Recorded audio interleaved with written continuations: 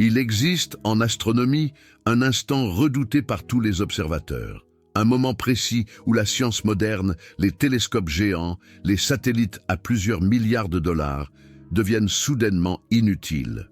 Non pas à cause d'une panne, non pas par erreur humaine, mais à cause d'une ironie cosmique parfaite, une simple géométrie céleste, implacable, qui transforme notre propre étoile en un mur de lumière infranchissable. Dans ces instants rares, le Soleil ne révèle plus l'univers. Il le cache. Son disque incandescent efface toute information, noie les signaux, aveugle même les instruments les plus sophistiqués jamais construits. Et lorsque cela arrive, l'humanité entière regarde, sans rien voir. Abonnez-vous à Cosmos Ultime, laissez un like et dites-nous quel fait vous a le plus intrigué. Octobre 2025. Un visiteur venu d'un autre système stellaire, catalogué sous le nom de 3i Atlas, atteint l'étape la plus critique de son passage à travers notre système solaire. Son périhélie, le point de non-retour thermique, l'instant où la proximité du Soleil révèle la véritable nature des corps célestes, les comètes se fissurent, les glaces explosent en jets violents, les noyaux se fragmentent sous un stress thermique extrême. C'est normalement le moment rêvé pour observer, celui où les astronomes apprennent le plus, celui où les modèles théoriques sont mis à l'épreuve du feu solaire. Mais cette fois, ce moment s'est produit hors de notre champ de vision. Lorsque 3i Atlas a plongé vers le Soleil, il l'a fait exactement du côté opposé à la Terre, à plus de 150 millions de kilomètres de plasma brûlant entre nous et lui. Un rideau de radiation totale. Pendant plusieurs semaines, notre planète a été aveugle. Le télescope spatial Hubble ne pouvait pas orienter ses optiques vers cette région sans risquer de détruire ses capteurs. Le James Webb, pourtant placé à des millions de kilomètres de la Terre, faisait face à la même contrainte géométrique absolue. Les observatoires terrestres, eux, ne voyaient qu'un éclat solaire uniforme, là où l'objet aurait dû apparaître. Entre le 1er octobre et le 9 novembre 2025, 3i Atlas est resté à moins de 30 degrés de séparation angulaire du Soleil. Une zone interdite, une cécité imposée par la physique elle-même. Le 21 octobre, il a atteint la conjonction solaire parfaite, directement derrière notre étoile. Et le 29 octobre, il est passé par son périhélie, totalement invisible depuis la Terre. Durant ces jours critiques, la civilisation qui l'avait découvert ne pouvait plus le suivre. Un silence observationnel absolu, le scénario idéal pour qu'un objet interstellaire se transforme, se fracture ou révèle sa véritable nature sans témoin. Mais l'univers déteste les vides d'information, car pendant que la Terre était aveugle, un autre regard observait. Un œil mécanique, silencieux, froid, non pas en orbite terrestre, mais à 225 millions de kilomètres autour d'une autre planète, Mars. Depuis cette position lointaine, la géométrie cosmique changeait radicalement. Pour la sonde Tianwen-1, opérée par la Chine et en orbite martienne depuis 2021, 3i Atlas n'était pas caché par le Soleil. Il était exposé, éclairé latéralement, découpé sur le fond noir de l'espace profond, sans atmosphère pour diffuser la lumière, sans horizon pour bloquer la ligne de vue. Juste une fenêtre nette, presque clinique, sur l'instant le plus violent de la trajectoire de l'objet. Et Tianwen-1 n'a pas détourné le regard. Ce qu'elle a capturé pendant ces jours où la Terre ne voyait rien n'est pas simplement intéressant. C'est profondément révélateur, à tel point que, des mois plus tard, certaines agences occidentales analysent encore les implications de ce qui a été observé et de ce qui n'a pas été rendu public. Avant de reconstruire, image par image, donnée par donnée, ce que Mars a vu quand la Terre était plongée dans l'ombre solaire, une question essentielle s'impose. Comment une civilisation capable d'observer les confins de l'univers a-t-elle pu être totalement aveugle au moment le plus important? Pour comprendre cela, il faut d'abord saisir la géométrie de l'aveuglement. Imaginez le système solaire comme une immense horloge cosmique. La Terre progresse sur son orbite, seconde après seconde, tandis que 3i Atlas traverse ce cadran à une vitesse vertigineuse. À cet instant précis d'octobre 2025, les aiguilles se sont alignées de la pire façon possible. Notre étoile s'est interposée, et aucune technologie, aussi avancée soit-elle, ne peut voir à travers une sphère de plasma de 1,4 million de kilomètres de diamètre, irradiant sur tout le spectre électromagnétique. Le réseau international d'alerte aux astéroïdes, conçu pour surveiller les objets potentiellement dangereux, s'est retrouvé littéralement hors jeu. Les radiotélescopes ont tenté de percer le bruit solaire, sans succès. Les satellites dédiés à l'observation du Soleil, comme SOHO ou Stereo, n'ont capté qu'un point diffus noyé dans des champs de vision conçus pour la couronne solaire, pas pour un visiteur interstellaire compact. C'était la configuration parfaite pour que quelque chose d'important se produise, sans témoins terrestres. Mais autour de Mars, la situation était tout autre. À cette distance, l'angle Soleil-objet observateur était suffisamment ouvert pour permettre une observation directe. Et le 3 octobre 2025, 3I Atlas est passé à seulement 29 millions de kilomètres de Mars. À l'échelle interplanétaire, c'est une proximité remarquable, environ 10% de la distance minimale entre la Terre et Mars. Tianwen-1 était exactement là où il fallait, au bon endroit, au bon moment. Ce qui rend cette observation encore plus extraordinaire, c'est qu'elle n'avait rien d'évident. Les ingénieurs chinois avaient commencé les préparatifs dès septembre. Simulations répétées, modélisation théorique complexe, vérification instrumentale exhaustive, car la caméra haute résolution de Tianwen-1 avait été conçue pour photographier la surface martienne. Des terrains lumineux, à quelques centaines de kilomètres, pas un point faiblement lumineux, se déplaçant à des vitesses extrêmes, à des dizaines de millions de kilomètres. Les chiffres donnent le vertige. 3I Atlas, avec un diamètre estimé entre 1,4 et 5,6 km, apparaissait 10 000 à 100 000 fois plus faible que les cibles habituelles de la sonde. Il filait à environ 58 km par seconde, pendant que Tianwen-1 elle-même orbitait Mars à une vitesse relative de 86 km par seconde. Une vitesse combinée dépassant 150 km/h. C'est l'équivalent cosmique de tenter de photographier une fourmi se déplaçant à la vitesse d'une balle de fusil depuis l'autre côté d'une ville dans une obscurité quasi totale. Et pourtant, ils y sont parvenus. Entre le 1er et le 7 octobre, Tianwen-1 a capturé plusieurs images exploitables de 3I Atlas. Un exploit technique discret mais majeur. Un moment où, pendant que la Terre était aveugle, un autre monde observait pour nous. Et ce regard martien allait bientôt soulever bien plus de questions que de réponses. Pour comprendre pleinement ce que Tianwen-1 a observé, il faut d'abord accepter une réalité contre-intuitive. Dans l'astronomie moderne, la puissance technologique ne garantit pas la vision. La position compte autant que l'instrument.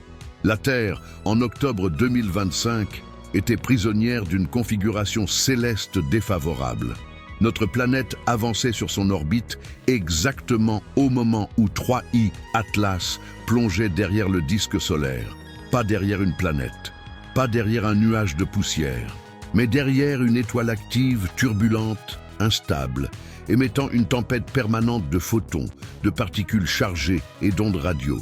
Aucun télescope, même parfait, ne peut observer à travers une telle fournaise. Le Soleil n'est pas une simple source de lumière. C'est un océan de plasma en perpétuel mouvement, strié de boucles magnétiques, parcouru d'éruptions, de vents solaires et d'éjections de masse coronale. Regarder dans sa direction, c'est tenter de distinguer une luciole devant un projecteur industriel. Ainsi, durant cette fenêtre critique, l'infrastructure astronomique terrestre est devenue aveugle par principe physique, non par limitation technologique. Le télescope Hubble, pourtant capable de résoudre des détails minuscules dans des galaxies lointaines, était contraint par des règles strictes de sécurité. Pointer trop près du Soleil aurait irrémédiablement endommagé ses détecteurs. Le James Webb, malgré son pare-soleil géant et sa position éloignée, restait soumis à la même contrainte géométrique. Les observatoires terrestres, eux, ne captaient qu'un ciel saturé de lumière diffuse. Même les instruments spécialisés dans l'observation solaire, comme SOHO, Stereo ou Punch, ne pouvaient fournir que des données grossières. Leur champ de vision est immense, conçu pour étudier la couronne solaire, pas pour résoudre la structure fine d'un noyau interstellaire. Ils détectaient une augmentation de luminosité intégrée. Pas une morphologie, pas une dynamique détaillée. C'était comme observer une ville de nuit depuis un avion à haute altitude. On perçoit une lueur globale, mais aucun bâtiment, aucune rue, aucun mouvement individuel. Dans ce silence observationnel, un scénario inquiétant devenait possible. Les comètes, lorsqu'elles atteignent le périhélie, subissent des contraintes extrêmes. La température de surface peut dépasser plusieurs centaines de degrés. Les glaces volatiles se subliment brutalement. Des jets asymétriques se forment, modifiant la rotation. La structure interne se fragilise. Beaucoup de comètes ne survivent pas intactes à ce passage. Et si 3I Atlas, forgé autour d'une autre étoile, avait réagi de manière encore plus violente? Et s'il s'était fragmenté ou transformé, ou avait révélé une nature inattendue précisément au moment où personne, depuis la Terre, ne pouvait le documenter? Mais pendant que notre planète était plongée dans cette cécité géométrique, Mars offrait une perspective radicalement différente. À environ 225 millions de kilomètres, la planète rouge occupait une position orbitale qui brisait l'alignement fatal. Depuis Mars, le Soleil ne masquait pas la trajectoire de 3I Atlas. Il l'éclairait de côté. Cette illumination latérale est cruciale. Elle permet de distinguer une coma, d'analyser sa diffusion, de détecter une éventuelle asymétrie, d'observer l'évolution de l'enveloppe gazeuse autour du noyau. C'est l'équivalent cosmique d'un éclairage de studio, révélant les volumes et les textures. Et c'est précisément là que se trouvait Tianwen 1. Lancée en juillet 2020 et insérée en orbite martienne en février 2021, la sonde chinoise n'était pas destinée à l'astronomie interstellaire. Sa mission principale concernait la cartographie de Mars, l'étude de son atmosphère et de sa surface. Mais l'exploration spatiale récompense parfois ceux qui savent exploiter les opportunités inattendues. Dès septembre 2025, les équipes de la China National Space Administration avaient compris que cette fenêtre était unique. Les préparatifs ont commencé en silence. Simulation orbitale, calcul de trajectoire relative, optimisation des temps d'exposition. Car photographier 3I Atlas depuis Mars relevait du défi extrême. Les paramètres étaient presque absurdes. L'objet, avec un diamètre estimé entre 1,4 et 5,6 km, apparaissait comme un point infinitésimal à des dizaines de millions de kilomètres. Sa luminosité était des dizaines de milliers de fois inférieure à celle des cibles martiennes habituelles. Et surtout, il se déplaçait à une vitesse phénoménale, environ 50 km par seconde pour 3I Atlas, pendant que Tianwen 1, elle, filait autour de Mars à près de 86 km par seconde. La vitesse relative combinée dépassait 140 km par seconde. Dans ces conditions, la moindre erreur de synchronisation transformait l'objet en simple traînée invisible. La moindre vibration, le moindre calcul imprécis, et la tentative échouait. C'était une situation presque paradoxale. Une caméra conçue pour photographier des roches immobiles éclairées par le soleil martien tentait de capturer un visiteur interstellaire filant plus vite qu'une balle de fusil dans le noir quasi absolu. Et pourtant, les images ont été obtenues. Entre le 1er et le 7 octobre 2025, Tianwen 1 a réussi à enregistrer plusieurs clichés exploitables. Des points diffus, certes, mais des points structurés, entourés d'une coma visible, se déplaçant de manière cohérente sur un fond d'étoiles fixes. Ces données ont immédiatement changé la nature de l'événement. Ce n'était plus seulement une période d'aveuglement terrestre, c'était un test grandeur nature de l'observation interplanétaire. Et la Chine n'était pas seule. L'Agence spatiale européenne a également tenté sa chance. Mars Express a pointé sa caméra HRSC vers l'objet avec un temps d'exposition très court. Le résultat était subtil, difficile à discerner, mais réel. ExoMars Trace Gas Orbiter, avec sa caméra K6 et des expositions plus longues, a obtenu des images légèrement plus nettes. Même la NASA, officiellement, a observé l'objet depuis Mars. Le Mars Reconnaissance Orbiter équipé de la caméra IRIS, l'un des instruments optiques les plus performants, jamais placé en orbite autour d'une autre planète, a capturé des données. IRIS est capable de résoudre des détails de 30 cm à la surface martienne. À cette distance, sa résolution équivalente surpassait celle de nombreux télescopes terrestres. Et pourtant, une différence majeure est apparue. Le 5 novembre 2025, la Chine a publié ces images. Données brutes, non filtrées, accompagnées d'une animation montrant clairement le déplacement de 3I Atlas à travers le champ stellaire. Une transparence presque immédiate. L'ESA a suivi peu après, partageant ses propres observations, plus modestes mais cohérentes. La NASA, en revanche, est restée silencieuse. Officiellement, la raison était simple. Un shutdown du gouvernement américain, survenu précisément pendant la période de traitement des données. Les opérations scientifiques étaient gelées. Les images ne pouvaient pas être analysées ni diffusées. Mais le gouvernement a rouvert, les semaines ont passé, puis les mois. Et début 2026, les images haute résolution de IRIS concernant 3I Atlas n'avaient toujours pas été rendues publiques. À ce stade, une question ne pouvait plus être évitée, non pas une question de complot, mais une question scientifique et institutionnelle. Qu'ont montré ces images pour justifier un tel silence prolongé? Les données chinoises offraient déjà des indices. Elles montraient un objet présentant toutes les caractéristiques d'une comète. Une coma diffuse, s'étendant sur plusieurs milliers de kilomètres, un noyau central plus lumineux, une dynamique compatible avec la sublimation de volatiles. Rien d'artificiel, rien d'exotique à première vue. Mais elle révélait aussi quelque chose de plus troublant. Une stabilité structurelle inhabituelle pour un objet soumis à un stress thermique croissant. Et surtout, ces images avaient été prises avant le périhélie. Ce qui s'est produit pendant et après ce passage reste en grande partie hors de portée des données publiques. C'est là que commence la zone grise, celle où la science rencontre l'incertitude, et où chaque image non publiée devient, malgré elle, une source de questions supplémentaires. Les images capturées depuis l'orbite martienne ont confirmé une chose essentielle. 3I Atlas se comportait comme une comète. Mais en science, ce qui compte n'est pas seulement ce qui est visible, c'est ce qui devrait être visible et ne l'est pas. Les clichés diffusés par Tianwen-1 montrent une coma étendue, une enveloppe gazeuse s'étirant entre 5000 et 10 000 km autour du noyau. Une signature classique de la sublimation des glaces lorsque la chaleur solaire transforme les volatiles solides en gaz.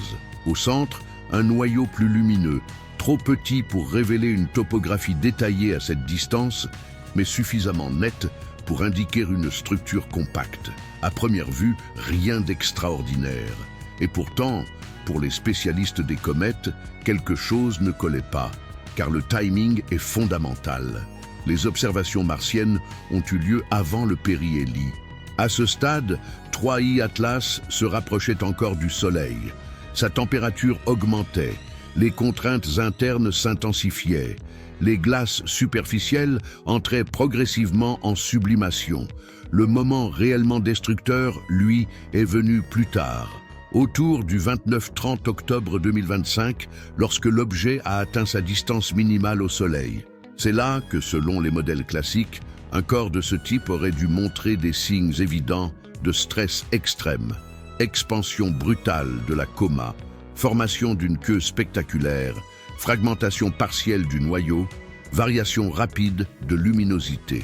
Or, lorsque 3I Atlas est réapparu dans le ciel nocturne, en décembre 2025, quelque chose d'étrange est apparu. Les images obtenues depuis la Terre, notamment par le Virtual Telescope Project et d'autres observatoires, montraient une morphologie étonnamment familière. La coma ressemblait beaucoup à celle observée avant le périhélie. Pas de transformation radicale, pas de chaos visible, pas de signature claire d'une désintégration majeure. Pour un objet qui aurait perdu une fraction significative de sa masse, cette stabilité posait problème. Des analyses photométriques indépendantes ont tenté d'estimer la quantité de matière éjectée lors du passage au périhélie. Les résultats suggèrent une perte de masse pouvant dépasser 10 à 13%. un chiffre considérable. Pour comparaison, une comète du système solaire perdant une telle fraction de sa masse en un seul passage proche du Soleil montre généralement des signes évidents de dégradation structurelle. Des fragments secondaires apparaissent. La coma devient chaotique. La queue se déploie sous l'effet de la pression de radiation et du vent solaire. Mais ici, rien de tout cela n'était clairement visible. C'était comme si 3I Atlas avait traversé le feu solaire et en était ressorti structurellement intact. Cette contradiction a immédiatement alimenté plusieurs hypothèses scientifiques, toutes plus intrigantes les unes que les autres. La première est celle de la croûte cosmique. Un objet interstellaire voyage pendant des millions, voire des milliards d'années, exposé au rayonnement cosmique, aux particules énergétiques, au choc thermique extrême du vide interstellaire. Ce bombardement constant peut transformer la surface en une couche dure, carbonisée, isolante, une sorte de blindage naturel. Dans ce scénario, la chaleur solaire n'atteint pas immédiatement les glaces profondes. La sublimation devient plus lente, plus contrôlée, moins explosive, ce qui pourrait expliquer une perte de masse significative sans fragmentation visible. Une deuxième hypothèse concerne la masse réelle de l'objet. Les estimations de diamètre reposent sur des modèles de luminosité et d'albédo, qui restent incertains.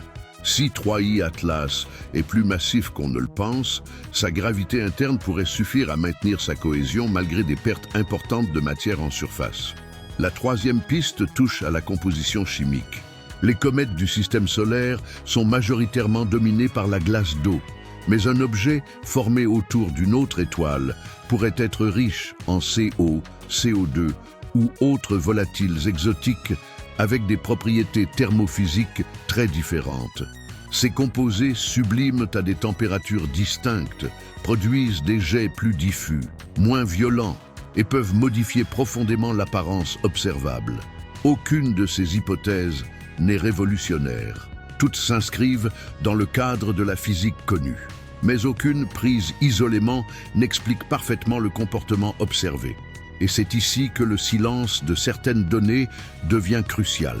Durant la période de conjonction solaire, entre le 18 et le 24 octobre, quelques instruments ont tout de même détecté 3I Atlas. Le satellite météorologique GEOS-19, ainsi que des observatoires comme ZTF et des instruments solaires à champ large, ont enregistré l'objet jusqu'à une magnitude d'environ 12. Mais ces observations étaient intégrées, globales, sans résolution fine. Elles confirment que l'objet était toujours là, toujours lumineux, mais elles ne disent rien de sa structure interne, de ses jets, de son éventuelle fragmentation microscopique. C'est précisément ce type de détail que eRISE, la caméra du Mars Reconnaissance Orbiter, aurait pu révéler. Des variations subtiles, des asymétries, des indices sur la rotation ou l'orientation du noyau. Et pourtant, ces images n'ont pas été publiées. Cela ne signifie pas qu'elles contiennent quelque chose de spectaculaire ou d'artificiel. L'histoire de la science est remplie de données retenues non par dissimulation, mais par prudence.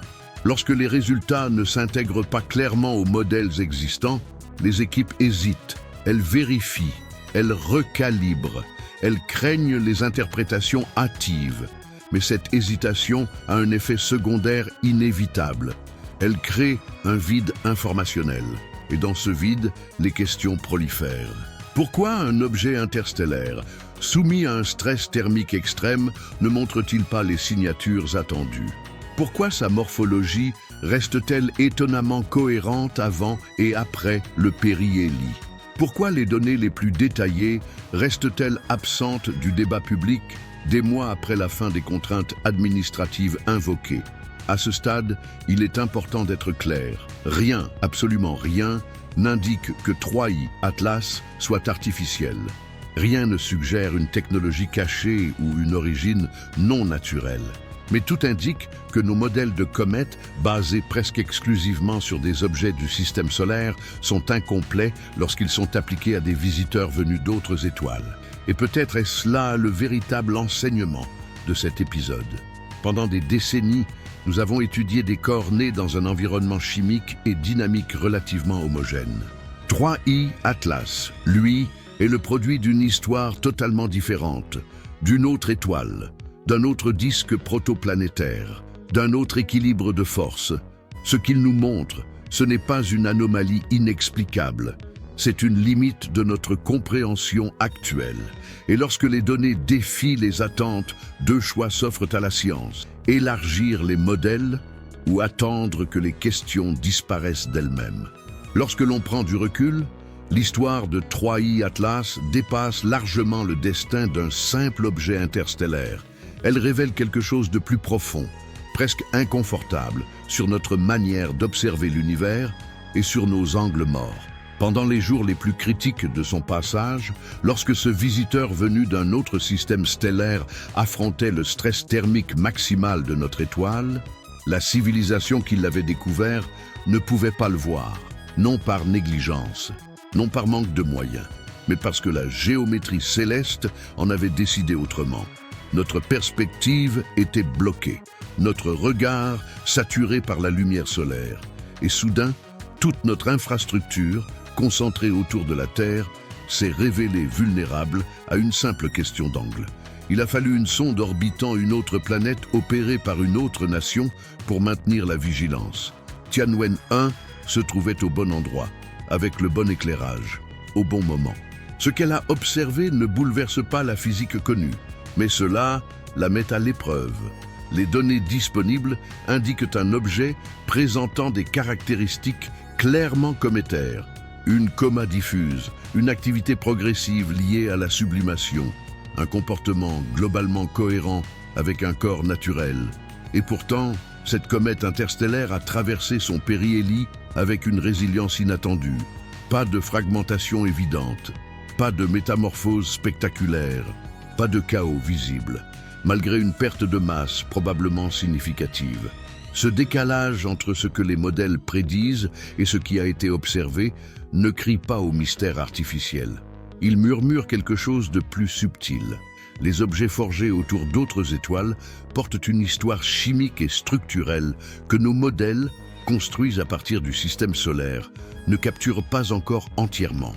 Et il y a aussi la dimension humaine, institutionnelle, géopolitique. La Chine a publié rapidement ces données. L'Europe a suivi. La NASA, malgré des capacités d'observation supérieures, est restée silencieuse pendant des mois. Il n'est pas nécessaire d'invoquer des conspirations pour reconnaître un schéma bien connu de la science. Lorsque les données sont difficiles à interpréter, lorsqu'elles ne s'intègrent pas immédiatement dans un cadre clair, la prudence s'installe. L'analyse se prolonge, la communication ralentit. Mais cette prudence a un prix. Elle crée un vide. Et dans ce vide, les spéculations prospèrent. Ce que nous savons avec certitude est limité mais solide.